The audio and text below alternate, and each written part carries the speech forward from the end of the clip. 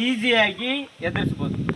ಈಗ ನಿಮ್ಮಲ್ಲೇ ಒಂದು ಧೈರ್ಯ ತುಂಬುತ್ತೆ, ಇದು ನಿಮ್ಮಲ್ಲಿ ಧೈರ್ಯಗಳನ್ನು ತುಂಬಿಸುತ್ತೆ. ಓಕೆನಾ? ಓಕೆ, ಈಗ ನಾವು ಪ್ರಾಕ್ಟಿಕಲಿಗೆ ಹೋಗೋಣ. ಓಕೆನಾ? ಪ್ರಾಕ್ಟಿಕಲ್ ಮಾಡೋಣ. ಈಗ ನೀವು ಎದ್ದು 1 ಆರ್ಮ್ ಡಿಸ್ಟೆನ್ಸಲ್ಲಿ ಫ್ರಂಟಲ್ಲಿ ನೋಡಿ, ಸೈಡಲ್ಲಿ 2 ಆರ್ಮ್ ಡಿಸ್ಟೆನ್ಸ್ ಇರಬೇಕು. ಓಕೆನಾ? ಅದು ಉದ್ದ ಇದ್ದರೆ ನಾವು ಹೇಳ್ಕೊಡೋ ಮೂಮೆಂಟು ಇನ್ನೊಬ್ಬರಿಗೆ ಕಾಲು ಕೈ ಏನು ಟಚ್ ಆಗುತ್ತೆ. ಸ್ವಲ್ಪ 1 ಆರ್ಮ್ ಡಿಸ್ಟೆನ್ಸ್ ತಗೊಂಡು ಎದ್ದೇಳಿ, ಕಾಲೆಲ್ಲ ಫ್ರೀ ಮಾಡ್ಕೊಳ್ಳಿ, ಹಿಂಗೆ ಫ್ರೀ ಮಾಡ್ಕೊಳ್ಳಿ, ಕ್ಲಾಪ್ ಮಾಡಿ.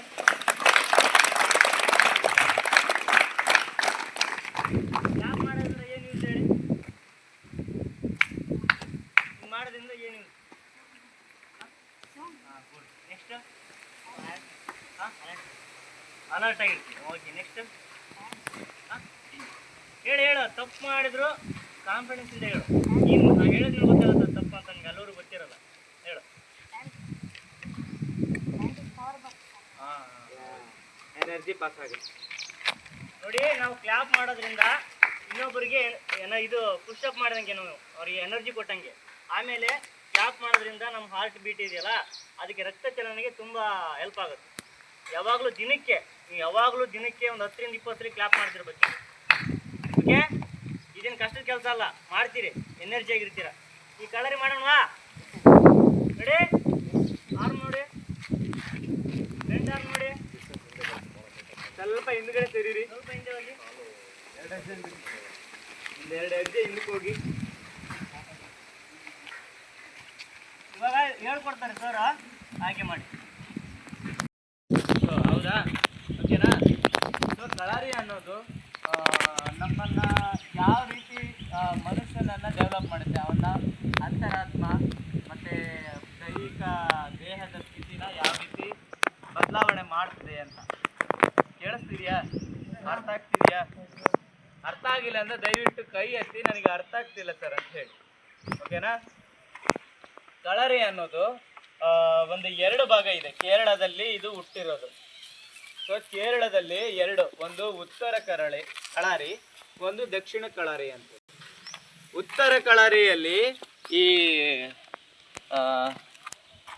ಪರಶುರಾಮ ಕೇಳಿದಿರಾ? ಪರಶುರಾಮ, ಈ ಸವದತ್ತಿ ಯಲ್ಲಮ್ಮ ಮತ್ತೆ ಜಮದಗ್ನಿ ಗುಟ್ಟಿರುವಂಥ ಪರಶುರಾಮ ಅವನೇ ಅಲ್ವಾ? ಪರಶುರಾಮನ್ ಕೇಳಿದಿರಾ? ಕೇಳಿದ್ರೆ ಇಲ್ವಾ? ಮತ್ತೆ ಎನರ್ಜಿ ಇರಲಿ, ಕಾನ್ಫಿಡೆನ್ಸ್ ಇರಲಿ. ಪರಶುರಾಮ ಅಂತ ಕೇಳಿದ್ರಾ? ಸೊ ಅವನ ಕಾಲದಲ್ಲಿ ಕಳರಿಯನ್ನ, ಉತ್ತರ ಕಳರಿ ಅವನ ಕಾಲದಲ್ಲಿ ಕೇರಳದಲ್ಲಿ ಉತ್ತರ ಭಾಗದಲ್ಲಿ ಕಳರಿಯನ್ನ ಪ್ರಾರಂಭ ಮಾಡ್ತಾರೆ.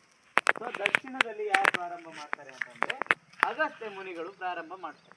ಸೊ ಅಗಸ್ತ್ಯ ಮುನಿ ಕೇಳಿದ್ರೆ ಅವನೊಬ್ಬ ಮಹರ್ಷಿ, ಅವನೊಬ್ಬ ಮತ್ತೆ ಅಗಸ್ತ್ಯ ಮುನಿಗಳು ಏನು ಮಾಡ್ತಾರೆ, ಕಳರಿಯನ್ನ ಜನರಿಗೆ ಕಲಿಸ್ಕೊಡ್ತಾರೆ.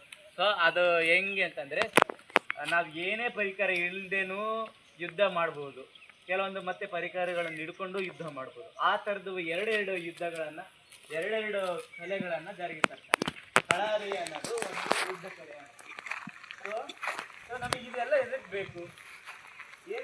ಕಳರಿ ಅನ್ನೋದು ಏನಕ್ಕೆ ಬೇಕು?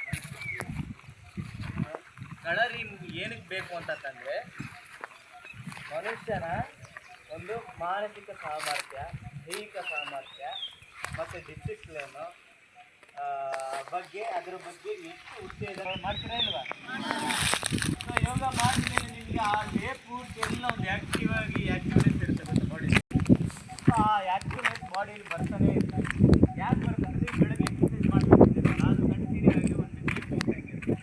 ಸೊ ನೀವು ಕಳರಿ ಏನಾದರೂ ಮಾಡಿದರೆ ನಿಮ್ಮ ದೇಹ ನೀವು ಎಷ್ಟುವರೆಗೂ ಬದುಕಿರೋಲ್ಲ ಅಷ್ಟುವರೆಗೂ ಅದನ್ನು ಕಾಪಾಡ್ತಾನೆ ಇರ್ತದೆ.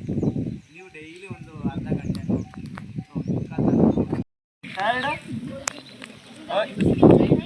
Timing, 4th 5th. ಸೊ ಈಗ ಆ 5 ಅಕ್ಷರ, ಫಸ್ಟ್ ಅಕ್ಷರಗಳನ್ನು ಮಾತ್ರ ಹಿಡಿದು ಮಿಕ್ಕಿದ ಅಕ್ಷರನೆಲ್ಲ ಎಡಿಟ್ ಮಾಡಿ ಫಸ್ಟ್ ಜನರಿಗೆ ಕಲಿಸ್ಕೊಡ್ತಾರೆ.